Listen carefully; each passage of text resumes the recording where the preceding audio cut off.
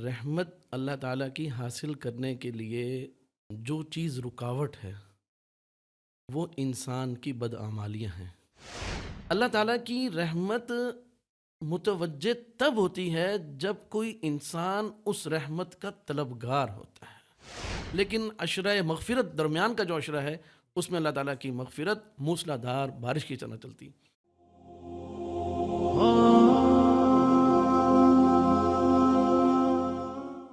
اعوذ باللہ من الشیطان الرجیم، بسم اللہ الرحمن الرحیم، نحمدہ ونصلی علی رسولہ الکریم، رب اشرح لی صدری ویسر لی امری واحلل عقدۃ من لسانی یفقہوا قولی۔ آج ایک اور پوڈ کاسٹ کے ایپیسوڈ کے ساتھ ہم آپ کی خدمت میں حاضر ہیں۔ آج ہم نے ایک بڑی علمی شخصیت کو دعوت دی ہے۔ مولانا صاحب پہلے بھی ہمارے مہمان رہے ہیں، ہم ان کے مشکور ہیں کہ انہوں نے ایک دفعہ پھر ہماری دعوت کو قبول کیا۔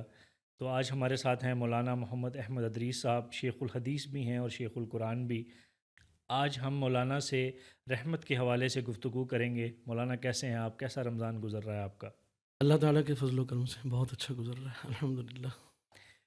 پچھلی دفعہ ریکارڈنگ کے بعد جب مولانا سے ہماری گفتگو ہو رہی تھی تو مولانا سے اللہ کی رحمت کی وسعت پر بات چل رہی تھی، تو میں نے مولانا سے کہا، جیسے ہم نے اپنے معاشرے میں سنتے ہیں کہ اللہ کی رحمت بہت وسیع ہے، اللہ آسانی کا معاملہ فرمائے گا، تو میں نے بھی یہی بیان ایسے مولانا کو دے دیا کہ مولانا، اللہ تعالیٰ ہمارے ساتھ بہت محبت کرتا ہے اور ہم اس کی رحمت سے پوری توقع رکھتے ہیں کہ وہ ہمارے ساتھ رحمت کا معاملہ فرمائے گا۔ تو جواب میں مولانا نے فرمایا کہ اللہ کی رحمت تو بہت وسیع ہے، اس بات میں کوئی شک نہیں، لیکن سوچنے کی بات یہ ہے کہ کیا ہم اس کی رحمت کے اہل ہیں؟ کیا ہم کوئی ایسا کام تو نہیں کر رہے جس سے ہم اس کی رحمت پانے کے اہل ہی نہ بنیں اور اس کی رحمت سے مایوس ہو جائیں؟ اسی حوالے سے آج ہم مولانا سے گفتگو کریں گے۔ مولانا، سب سے پہلے تو ہمیں یہ بتائیے گا کہ اللہ کی رحمت سے کیا مراد ہے؟ جب ہم اللہ کی رحمت کی بات کرتے ہیں تو اس کا مطلب کیا ہے، اس سے مراد کیا ہے؟ الحمدللہ رب العالمین والصلاة والسلام علی سید الانبیاء والمرسلین وعلی آلہ وصحبہ اجمعین۔ میں تہ دل سے آپ کا شکر گزار ہوں کہ آپ نے مجھے اس قابل سمجھا اور پھر ایک مرتبہ موقع عنایت فرمایا، اور میں اپنے ناظرین کا بھی بہت شکر گزار ہوں کہ انہوں نے جس توجہ سے ہمارے پروگرام کو لیا اور پذیرائی بخشی، تو اس نے بھی ہمیں جو ہے دوبارہ ہماری ہمت بندھائی، اور آج ہم پھر ان کی خدمت میں حاضر ہیں۔ آپ نے ماشاءاللہ جو موضوع آج کے لیے منتخب کیا ہے وہ واقعتاً نہایت اہمیت کا حامل ہے، اور اس پر بات بہت مشکل سے کوئی کر پاتا ہے، عام طور پر اس موضوع پہ بات نہیں ہوتی۔ تو اس میں پہلی بات جو آپ نے پوچھی کہ جو رحمت کا لفظ جب آتا ہے تو اس کا معنی کیا ہے؟ قرآن کریم میں اللہ رب العزت نے جا بجا اپنی اس صفت کو، صفت رحمت کو اللہ تعالیٰ نے بیان فرمایا، حتیٰ کہ قرآن کریم کا جو آغاز ہے وہ بسم اللہ الرحمن الرحیم، رحمان اور رحیم یہ دو اللہ تعالیٰ کی صفات ہیں، ان کے بھی جو مجموعہ نکلے گا، اس کا جو خلاصہ نکلے گا وہ صفت رحمت ہی ہے۔ اسی طرح قرآن کریم کا آغاز ہوا الحمدللہ رب العالمین الرحمن الرحیم، وہ اس میں بھی صفت رحمت بیان فرمائی گئی، اور قرآن کریم کی ایک پوری صورت وہ اسی نام سے موسوم ہے کہ اس کا نام ہی سورۃ الرحمن ہے۔ میرا خیال ہے کہ قرآن اس جو آپ نے سوال کیا کہ رحمت کا معنی کیا ہے، تو اس کے لیے ہم انتخاب کرتے ہیں سورہ رحمان ہی کا، کہ اللہ تعالیٰ نے سورۃ الرحمن میں کیا چیز بیان فرمائی ہے۔ تو وہاں بار بار اللہ تعالیٰ اپنی نعمتوں کو ذکر فرما رہے ہیں اور انسان کو اپنی نعمتیں یاد دلا رہے ہیں کہ بھئی تم اللہ کی نعمتوں کو کیسے جھٹلا سکتے ہو۔ تو گویا کہ رحمان کا معنی ہم قرآن کریم کے اسلوب سے یہ نکالیں گے کہ اللہ تعالیٰ کے دل میں جو انسانوں کے لیے پیار ہے، مہربانی ہے، شفقت ہے، اور ان کی تمام دین و دنیا کی جو ضروریات ہیں ان کی کفالت ہے، ان کا انتظام اور انصرام ہے، اسی کا نام رحمت ہے۔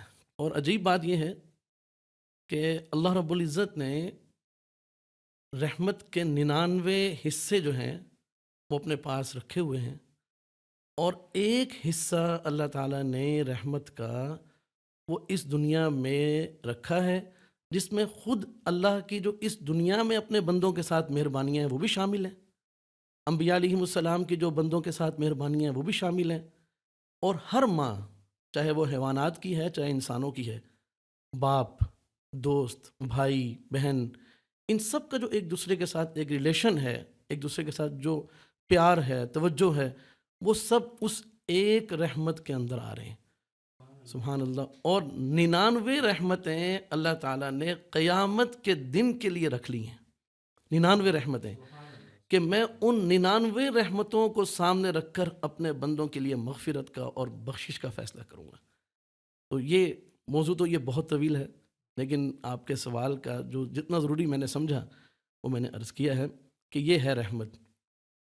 اس میں ایک اور بات بڑی خوبصورت جو بڑا یعنی ہمارے دل کو موہ لے گی، وہ یہ ہے کہ اللہ تعالیٰ کی جو صفات ہیں منیب بھائی، وہ دو طرح کی ہیں۔ ایک اللہ تعالیٰ کی جو صفات ہیں ان کو ہم کہتے ہیں صفات جلالیہ، یعنی جس میں غصہ اور قہر، عقاب، شدت، پکڑ، وعیدیں، سختیاں، یہ چیزیں آتی ہیں۔ اور دوسرے اللہ تعالیٰ کی وہ صفات ہیں جن کو ہم صفات جمالیہ کہتے ہیں۔ اب ہونا تو یہ چاہیے تھا کہ جیسے ایک بادشاہ، دنیا کے بادشاہوں کو ہم دیکھتے ہیں کہ ان کے ہاں جو صفات جلالیہ ہیں وہ پیش رہتی ہیں کہ اگر کسی نے حکم عدولی کی تو یہ ہو جائے گا اور ہم یوں فیصلے کر دیں گے، ہمارا یہ قانون ہے اور ہماری طرف سے یہ سختیاں ہیں۔ لیکن اللہ رب العزت کی کیا ہی مہربانی ہے کہ اللہ تعالیٰ کی جو صفات ہیں ان صفات میں جو جمالی صفات ہیں وہ بہت ساری ہیں، لیکن ان جمالی صفات میں آپ کا جو سوال ہے اس کے مطابق کہ ان جمالی صفات میں سب سے بڑی جو اللہ تعالیٰ کی صفت ہے وہ صفت رحمت ہے۔ کہ اللہ تعالیٰ فرماتے ہیں کہ ہونا تو یہ چاہیے تھا نا کہ بندے میری بغاوت کریں، میرے حکم عدولی کریں، میری چاہت اور میرے حکم اور میری منشا کے خلاف کوئی کام کریں تو میں تو ان سے انتقام لوں اور فوری فیصلہ کروں۔ دنیا میں ہر آدمی چاہتا ہے کہ فوری فیصلہ ہونا چاہیے، لیکن اللہ تعالیٰ اس کی قدرت رکھتے ہیں، دنیا اس کی قدرت نہیں رکھتی۔ آج ہم چاہتے ہیں کہ ہمارے فیصلے فوری ہوں، لیکن دنیا کو اس پر قدرت نہیں، اللہ تعالیٰ کو اس پر قدرت ہے۔ اس کے باوجود وہ فوری فیصلے نہیں فرماتا، بلکہ اللہ تعالیٰ کی جو صفت رحمت ہے، یعنی جلالی صفات میں سے وہ صفت رحمت اللہ تعالیٰ کی جو جمالی صفات میں سے ہے صفت رحمت، وہ اللہ تعالیٰ کی جلالی صفات پر غالب آ جاتی ہے، آگے آ جاتی ہے۔ چنانچہ ایک روایت ہے جس میں یہ بتایا گیا کہ عرش کے پائے پر ایک حدیث مبارکہ لکھی ہوئی ہے، ان رحمتی سبقت کل شیء، فرمایا کہ میری رحمت میری ہر چیز سے آگے بڑھی ہوئی ہے۔ سبحان اللہ۔ فرمایا کہ ہوتا تو یہ ہے کہ جب کسی بندے کی طرف سے، کسی قوم کی طرف سے کوئی اس طرح کی اللہ تعالیٰ کی حکم عدولی ہوتی ہے تو اللہ کا غصہ، قہر وہ متوجہ ہوتا ہے کہ اس کی پکڑ ہو جائے اور اس کو سزا دے دی جائے، لیکن اللہ تعالیٰ کی صفت رحمت آگے آ جاتی۔ چنانچہ اللہ تعالیٰ یہ جو کائنات ہماری آج باقی ہے، ساری شرارتوں، سرکشیوں، بغاوتوں کے باوجود وہ اللہ تعالیٰ کی اسی رحمت کی وجہ سے، اسی رحمت کی وجہ سے اللہ تعالیٰ انسانوں کو مہلت دیتا ہے، مہلت دیتا ہے۔ اگر اللہ کی یہ صفت رحمت نہ ہوتی تو آج انسان کبھی بھی اس کے لیے توبہ کا دروازہ نہ کھلا ہوتا۔ اللہ کی یہی رحمت کی صفت ہے کہ جس کی وجہ سے ایک قانون بنایا گیا مستقل، وہ قانون ہے قانون امہال، اس کو ہم قانون مہلت بھی کہہ سکتے ہیں کہ مہلت کا قانون اللہ نے بنا دیا۔ اسی مہلت کے قانون کی وجہ سے اللہ تعالیٰ نے توبہ کے دروازے کھول دیے۔ سبحان اللہ۔ اور اللہ اپنے بندوں کے لیے ہر وقت ان کی توبہ کا منتظر۔ مولانا یہ بہت اچھی بات آپ نے ہمیں بتائی، اور اس نے ہمارے علم میں اضافہ کیا کہ اللہ کریم نے اس دنیا میں صرف اپنی رحمت کا ایک حصہ شامل کیا ہے، 99 حصے اس نے ہماری آخرت کے لیے بچا کے رکھے ہیں۔ تو اللہ تعالیٰ ہمیں اس 99 حصوں میں سے اپنا حصہ عطا فرمائے اور اس کو ہماری مغفرت کا ذریعہ بنائے۔ اصل میں بات تو یہ ہے کہ اللہ کی رحمت سے ہی، جیسے میں نے عرض کیا کہ یہ کائنات چل رہی ہے، اللہ تعالیٰ کی رحمت ہر وقت انسانوں کی طرف متوجہ رہتی ہے، ہر وقت۔ لیکن فرق ہے کہ کسی میں سمجھ لیں کہ اللہ تعالیٰ کی رحمت متوجہ ہے 10%، پھر وہ ہو گئی 20%، اور اسی طرح اس کا تناسب بڑھتا چلا جاتا ہے۔ رمضان المبارک یہ پورا ہی اللہ تعالیٰ کی رحمتوں کا مہینہ ہے، اس میں اور چیزیں بھی ہیں لیکن رحمت بطور خاص۔ منیب بھائی میں یہاں پر ایک بات بطور خاص عرض کروں گا کہ اللہ تعالیٰ کی رحمت متوجہ ہوتی ہے، اس کا مطلب کیا ہے؟ اللہ تعالیٰ کی رحمت متوجہ تب ہوتی ہے جب کوئی انسان اس رحمت کا طلبگار ہوتا ہے۔ اگر کسی کو طلب ہی نہیں ہے، وہ کہتا نہیں جی مجھے تو اس سے کوئی سروکار نہیں ہے، کوئی انٹرسٹ نہیں ہے مجھے اس کے اندر، تو آپ بتائیں کہ اللہ تعالیٰ تو بانٹ رہا ہے، ہاں لیکن کوئی لینے والا تو بنے نا، طلبگار تو ہو۔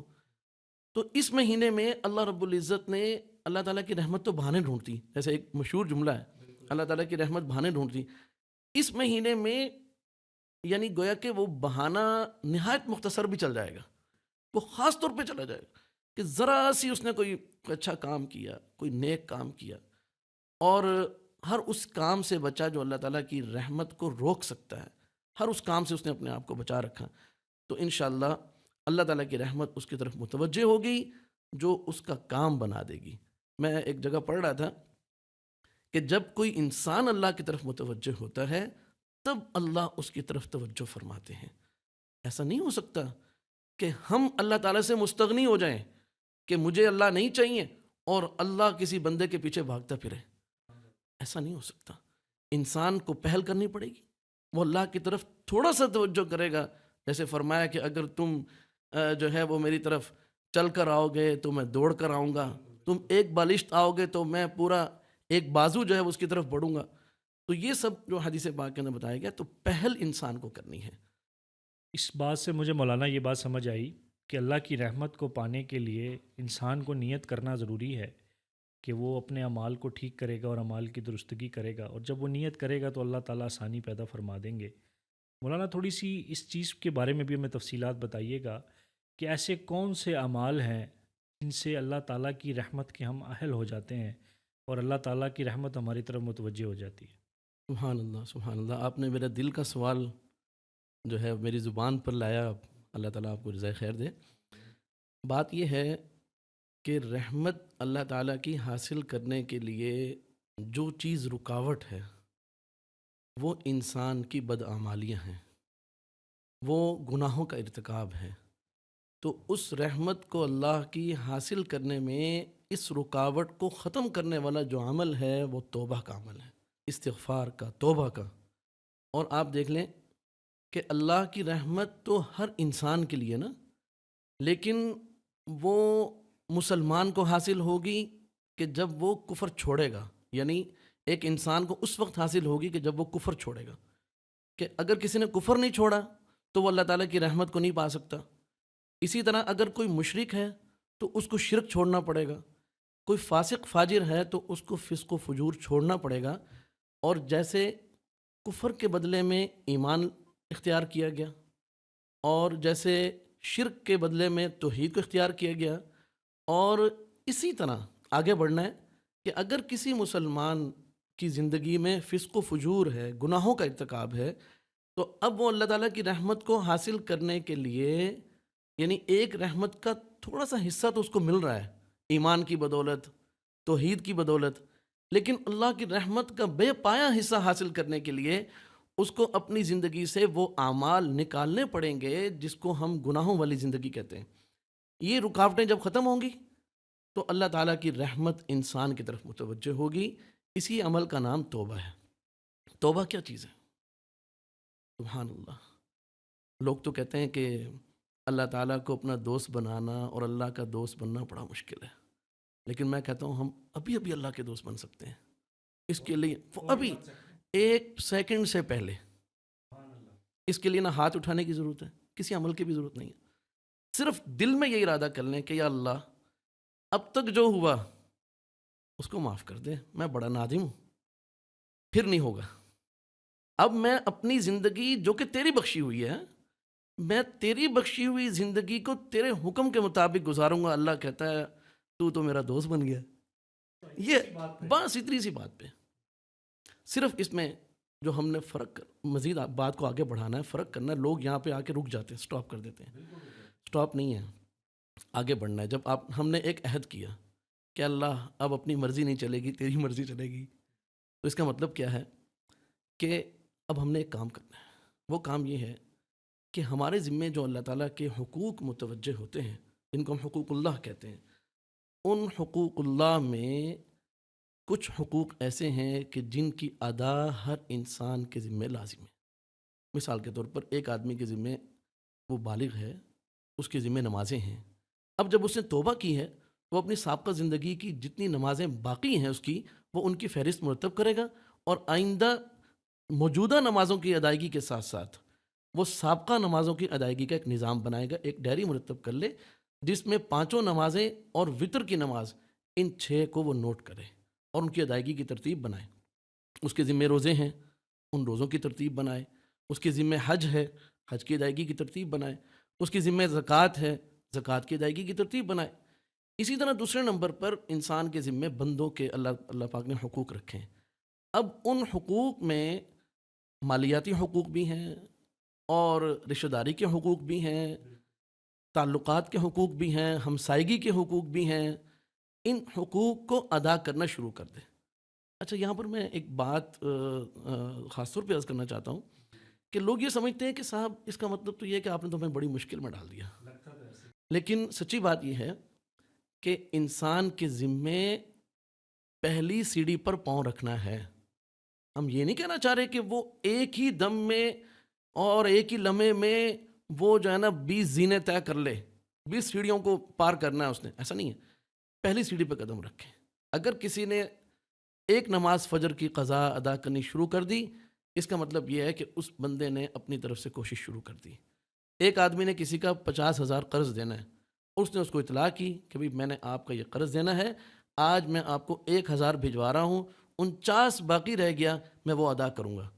بعض روایات سے معلوم ہوتا ہے کہ اگر کوئی دنیا میں اس طرح قرض ادا کرنا شروع کر دے اور اس کی موت ہو جائے، تو فرمایا قیامت کے دن اللہ تعالیٰ اپنے خزانے سے اس بندے کا قرض ادا فرمائیں گے۔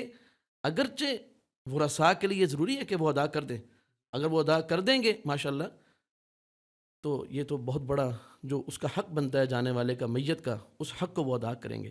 لیکن اگر خدا نہ خواستہ ورثاء اپنے فرض کو نہ نبھائیں تو اللہ رب العزت اپنی طرف سے ادا کریں گے۔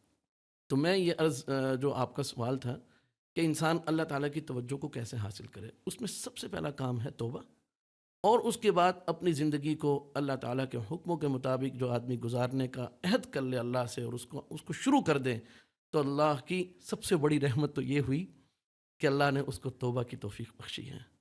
سبحان اللہ۔ اور آگے بھی اللہ تعالیٰ کی مدد و نصرت اور اللہ کی رحمت اس کے شامل حال رہے گی، اور ایک دن وہ ثابت کر دے گا کہ واقعی اللہ میں تیرا دوست بننا چاہتا تھا اور میں نے یہ ثابت کر دیا کہ میں تیرا دوست ہوں اور تو میرا محبوب ہے۔ یہ ہے رحمت۔ مولانا، اس کا مطلب ہے کہ ہمیں اپنے گناہوں کو چھوڑنے کے لیے بھی مسلسل محنت کرتے رہنا چاہیے، اس سے پہلے کہ وہ گناہ صغیرہ گناہ کبیرہ میں تبدیل ہو جائے اور وہ ہمارے نامہ اعمال میں شامل ہو جائے۔ اس سے پہلے ہمیں توبہ کر لینی چاہیے اور اس اعمال کو فوراً بند کر دینا چاہیے۔ پر مولانا، یہاں پر ایک اور سلسلہ بھی ہے، میں اس میں آپ کی جو ہے نا توجہ چاہوں گا کہ جب برائی کا ماحول ہوتا ہے معاشرے میں ہر طرف، تو ایسی بہت ساری برائیاں ہوتی ہیں کہ ان کا احساس ختم ہو جاتا ہے۔ جب لوگ کثرت سے اس گناہ کو کر رہے ہوتے ہیں تو اس گناہ کی کثرت کی وجہ سے جو اس کا ایک گلٹ ہم میں پیدا ہوتا ہے، جو ایک پریشانی انسان کے دل پہ پیدا ہوتی ہے، وہ بالکل ختم ہو جاتی ہے۔ تو آپ کو کیا لگتا ہے کہ ہمارے معاشرے میں کیا وہ کمزوریاں ہیں، کیا وہ گناہ ہیں جس میں عام آدمی بھی مسلسل جو ہے اس کا حصہ بنا ہوا ہے اور وہ اس کو رپیٹ کیے جا رہا ہے؟ کیا دیکھتے ہیں آپ اس معاشرے کی عام برائیاں کیسی ہیں جو ایک مسلسل کے ساتھ، ایک تسلسل کے ساتھ ہم کیے جا رہے ہیں اور وہ ہمیں گناہ کبیرہ میں ملوث کر دیتی ہے؟ ایک بات تو میں یہ عرض کرنا چاہوں گا اس سلسلے میں کہ گناہوں کا یہ جو کنسیپٹ ہے، بڑا اور چھوٹا، یہ اس شخص کے لیے ہے کہ جو اس کا احساس بھی رکھتا ہو۔ لیکن اگر کوئی شخص چھوٹے گناہ کو چھوٹا سمجھ کر اس کی عادت ڈال لے اور اللہ تعالیٰ کو وہ برا لگ جائے تو وہ چھوٹا بھی چھوٹا نہیں ہے، وہ بڑا بن جاتا ہے۔ اب جیسے کوئی نیکی ہے، انسان بہت بڑی نیکی کر رہا ہے، اللہ تعالیٰ کے ہاں قابل قبول نہیں ہے تو اس کی کوئی حیثیت نہیں ہے۔ لیکن اگر کسی نے ایک کھجور اللہ کے راستے میں صدقہ کی ہے اور اللہ تعالیٰ کو یہ پسند آ گئی، قبول ہو گئی، تو وہ ایک بھی چھوٹی نہیں رہے گی، وہ بڑی بن جائے گی۔ تو پہلی بات تو ہمیں یہ ذہن میں خاص طور پہ رکھنی ہے، کیونکہ لوگ یہ سمجھ لیتے ہیں کہ اچھا چلو اب توبہ کر رہے ہیں تو بڑے بڑے گناہ چھوڑ دیتے ہیں، باقی جو چھوٹی چھوٹی حرکتیں ہیں نا جی وہ ہم جاری رکھتے ہیں تو اصل بات یہ نہیں ہے. بات یہ ہے کہ اللہ تعالیٰ کے ساتھ جو ہمارا معاملہ ہے، ہم نے اللہ کو یہ کہا ہے کہ اللہ تجھے دوست بنانا ہے. تو اب بتائیں نا، مثال کے طور پہ دیکھیں منیب بھائی، میں آپ کو اپنا دوست بنانا چاہتا ہوں نا. اب میں کہوں کہ جی میں منیب بھائی کی بڑی بڑی جو باتیں ہیں چلو وہ تو ٹھیک ہے، میں ان کی مان لوں گا، لیکن کہیں کہیں میں اپنی مرضی بھی کرتا رہوں گا، من مانی کرتا رہوں گا، تو آپ کہیں گے بھائی یہ ایسا نہیں چلے گا. تو ایسے ہی اللہ پاک بھی یہی چاہتے ہیں کہ بھائی جب تم، اچھا پھر ایک اور بات ہے نا، ہم مشکل کیوں سمجھتے ہیں اس کو؟ ہمارا جو نوجوان دوست ہے نا وہ سمجھتا ہے کہ یار بڑی مشکل میں ڈال دیا کہ اپنی مرضی ختم. میں کہتا ہوں آپ سوچیں، انسان کا حقیقی سکون اللہ کے حکموں کو پورا کرنے میں ہے، اور اللہ کے حکموں کو توڑنے میں سے ہی آج انسان پریشان ہے. دیکھیں اللہ تعالیٰ، ایک بڑی خوبصورت بات آپ کی توجہ سے دل میں آ گئی کہ اللہ تعالیٰ جو ہیں وہ، اس نے نعمتیں عطا فرمائی ہیں نا، وہ ان نعمتوں کے استعمال سے منع نہیں کر رہا. مثال کے طور پہ اللہ تعالیٰ نے عورتوں کو مرد کے لیے بنایا، مردوں کو عورتوں کے لیے بنایا. اب یہ نہیں کہا کہ بھئی مرد معاشرے میں دیوار کے اس پار رہیں، عورتیں سسٹم کے اندر اس پار رہیں. ایسا نہیں ہے. اللہ تعالیٰ نے صرف یہ منع کیا کہ بھئی دیکھو حرام طریقے سے بچو، میں نے یہ تم دونوں کو ایک دوسرے کے لیے پیدا کیا، تو میں تمہیں ایک دوسرے سے جو ریلیشن شپ ہے اس کا سسٹم بھی میں تمہیں دیتا ہوں. چنانچہ نکاح کا سسٹم دے دیا اور زنا پر قدغن لگا دی. اچھا اب مال حاصل کرنا انسان کی زندگی کے اندر ایک اچیومنٹ ہوتی ہے کہ بھی میں ایک مالی لحاظ سے بھی مضبوط ہونا چاہتا ہوں، اور یہ اللہ کی نعمت ہے. لیکن اللہ تعالیٰ نے چوری ڈکیتی سے منع کیا اور تجارت کا حکم دیا اور تجارت کے فضائل بیان فرمائے. تو میں عرض یہ کرنا چاہتا ہوں، بات آپ کی تھوڑی سی ادھر چلی گئی کہ بھائی بات یہ ہے کہ بڑا چھوٹا کا جو کنسیپٹ ہے وہ بھی ہم نے کلیئر کرنا ہے. خاص طور پہ جو سب سے بڑا گناہ اللہ تعالیٰ کے نزدیک ہے وہ کفر ہے، وہ شرک ہے، اور وہ قتل ہے، اور جو ہے وہ والدین کی نافرمانی ہے، وہ شراب کا بنانا، شراب کا پینا، شراب کا بیچنا ہے، اور سود ہے، ایک دوسرے کے اوپر لعن طعن کرنا ہے، اور زنا، رشوت، اور جو ہے وہ یہ یعنی مین جو بڑے بڑے گناہ آج جو ہمارا سسٹم ہے اس کے اندر جب ہم ایک جنرلی غور و فکر کریں گے تو آج ہمارے سسٹم کے اندر یہ ساری کی ساری برائیاں موجود ہیں. قتل ناحق موجود ہیں، جھوٹی قسموں کا ہمارے ہاں رواج موجود ہے، جھوٹ بہت بڑا گناہ ہے، کبیرہ گناہ ہے، وہ ہمارے کاروبار کا جز بن چکا ہے. اور اسی طریقے سے سود ہے، رشوت ہے، لین دین میں ظلم و ستم ہے.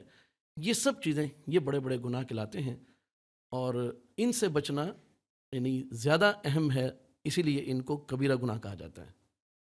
مولانا آپ کی بات سے میں یہی سمجھ پایا ہوں کہ کوئی بھی گناہ جو تسلسل سے کیا جائے وہ ہمارے لیے ہلاکت کا باعث بن سکتا ہے. اللہ ہم سب کو اس گناہ سے بچائے، اور ہمیں اپنے جو ہمارے فرائض ہیں جو اللہ تعالیٰ نے ہم پر فرائض کیے ہیں، اعمال میں نماز شامل ہے، زکوٰۃ شامل ہے، روزے شامل ہیں، وہ ہمیں دل لگی سے کرنے چاہیے اور پورے زور کے ساتھ ان پر توجہ دینی چاہیے اور ان کو پکڑ کے رکھنا چاہیے، اور ساتھ ساتھ اللہ سے توبہ کرتے رہنا چاہیے کہ اللہ ہمارے اس معاملے میں رہبری اور رہنمائی فرما اور یہ گناہوں کی عادت سے ہمیں بچا.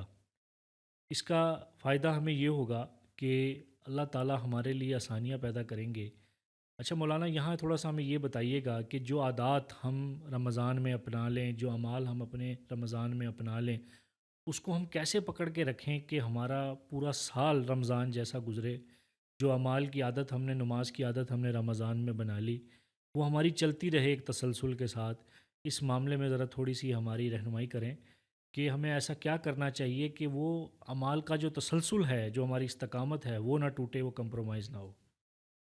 ایک جملہ مشہور ہے، جیسا رمضان ویسا سال.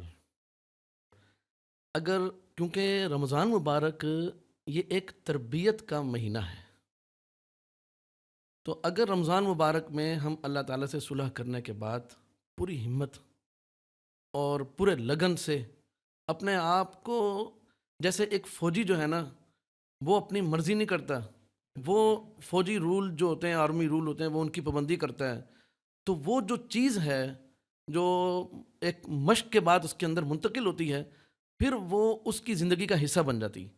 پھر وہ پبلک لائف میں بھی ایک آرمی سیٹ اپ اور ایک آرمی ذہن سے آرمی چال سے چل رہا ہوتا ہے، کیونکہ اس کے مزاج میں ایک چیز اتر گئی۔ رمضان مبارک میں اپنے آپ کو یہ جو تربیت کا عمل ہے، مرحلہ ہے، اس سے اپنے آپ کو گزارنا۔ اصل میں پتہ ہے ہم کرتے کیا ہیں؟ رمضان کے شروع میں ایک بہت جنون کی حد تک ماشاءاللہ ہم متوجہ ہوتے ہیں، اور 4-5 دن کے بعد جو ہے وہ پھر ایک کاہلی، سستی، پھر وہ روٹین، اور نعوذ باللہ بہت سارے لوگ تو گناہوں کی طرف بھی آ جاتے ہیں۔ اچھا، پھر جب رمضان جانے لگتا ہے تو ہم کہتے ہیں کہ یار چلو کچھ جاتے ہوئے کچھ ہمارے ہاتھ میں آ جائے، یہ بھی ایک اچھی بات ہے، لیکن حقیقت یہ ہے کہ اس دوران اپنے آپ پر پورا کنٹرول رکھنا اور پوری ایک تسلسل کے ساتھ اپنے تربیت کے عمل سے اپنے آپ کو گزارنا۔ اس لیے ہمارے بہت سے حضرات اس مہینے میں خاص طور پر کسی اللہ والے کے ساتھ جڑ جاتے ہیں۔ اپنے موبائل انہوں نے بند کر دینے ہیں، اب کاروبار بہت محدود کر دینا ہے یا کسی کو سونپ دینا ہے، اور گھر سے بھی اپنے آپ کو ایک طرف کر کے وہ یعنی اس عمل سے گزارتے ہیں۔